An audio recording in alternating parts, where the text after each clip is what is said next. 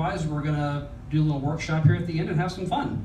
So our last regularly scheduled comic, very funny, relatively new. I think she's hilarious, and I hope you guys do too. Welcome, Erica Atreya. Oh, okay.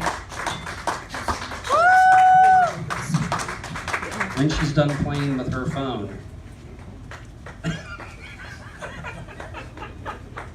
have to record it. It's gonna be the last time I ever do it. All right.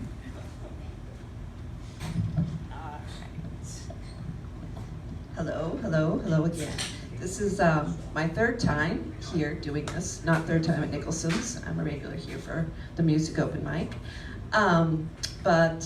So I'm gonna start off tonight by just saying that I'm glad to be here, glad to be alive.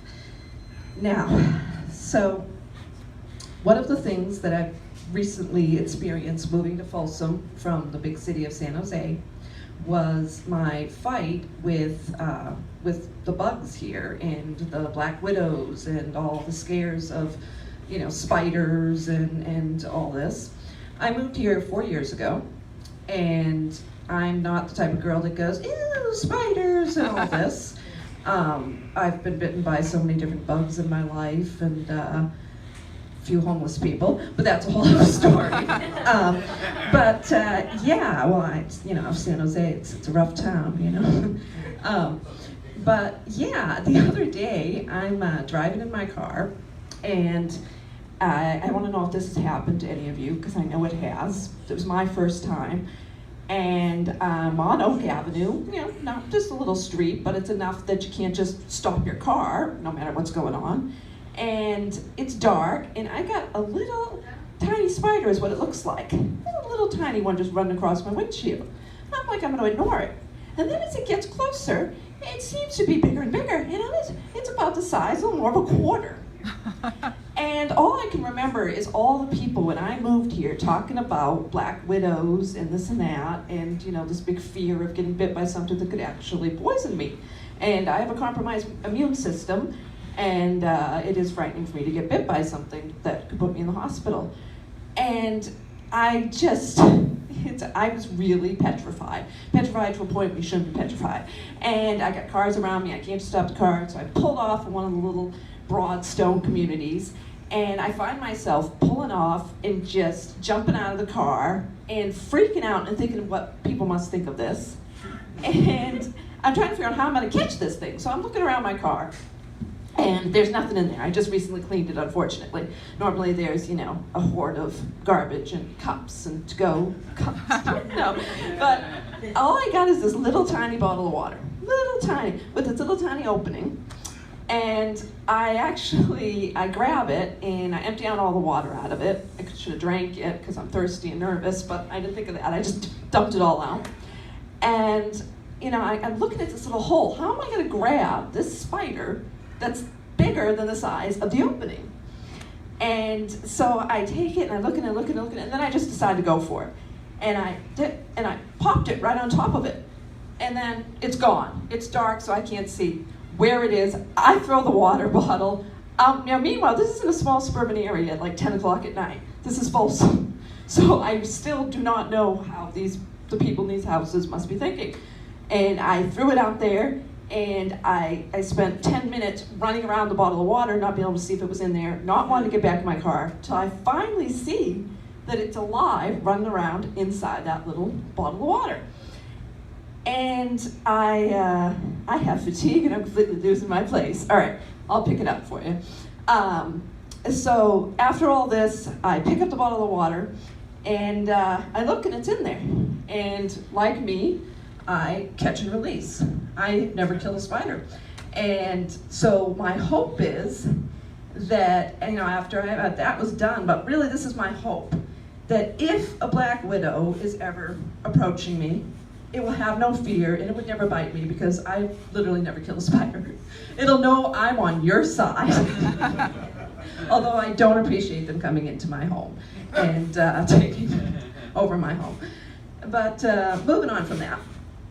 So I recently was talking to my friend, and I was wondering, has anybody ever noticed something strange with the difference between men and women? One thing. Only one? No. Well, there's a lot of differences, but there's one that's quite strange, and I noticed it recently because a male friend of mine started sneezing at my house. And I just was watching him, and he looked like he was having an epileptic fit.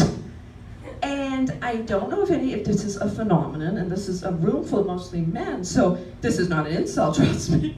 But my father was like this too, and my husband, to a point of literally could get in an accident while driving. And so after my friend had his fit, it was, and I was like, dude, are you okay? He's like, well, you girls, you do these little, like, no, I don't. I have a real sneeze. It's called a regular sneeze. It's called keeping control of your shit. It's like, achoo! It's not. So this hysterical sneezing, I mean, kind of knows why they can't, give birth and, do things like that. So it's hysterical sneezing. My husband does it. I thought he was the only one. And I thought when I met him, I'm like, my God, he reminds me so much of my daddy. It's so beautiful. Because when we used to travel, and we traveled a lot, I don't know if anybody else here had hippie parents. No. Okay. Had parents where you went camping in the summer, but then winter came, and you weren't really camping anymore? Anybody? You'll get that eventually. You know what? I hope you don't get that. That will mean the unemployment rate has gone up more. But, so my parents were hippies. That's a nice way of putting it, when people didn't make anything with their lives, right? So they were hippies, and so we were always in the car, like traveling, living in it, whatnot, long vacations. And my mom had all these jobs. And again, difference between men and women. So I'm sure a lot of you go through this when you travel with your significant other. One is the pilot and one's the co-pilot. So the pilot, the driver of the car, they're driving, while the co-pilot is responsible for everything else, right? So if they want you to change a radio station, they want a snack, you're feeding them their chips. You're opening the bottle of water for them. Obviously, many of you can't relate because, well, you're men. But, let's face it. But on an average, that's what the wife or girlfriend does, she opens. And so my mom did all that stuff. She was always keeping an eye out for cops when speeding, keeping an eye out when the speed limits change, when we we're heading to Las Vegas and reach the Nevada border, and speed limits were getting higher, so my dad could drive faster. One of her biggest jobs, and no, it's not a vulgar one. I'm talking about kids in the back seat here. Plus, there's not supposed to be profanity here, I thought, but I'll be able to do my end joke tonight. Obviously, Chad, as we opened up to profanity. A little bit. All right. So the biggest job that my mom had for my dad when driving was when he would have his 3 in a row sneezing fit.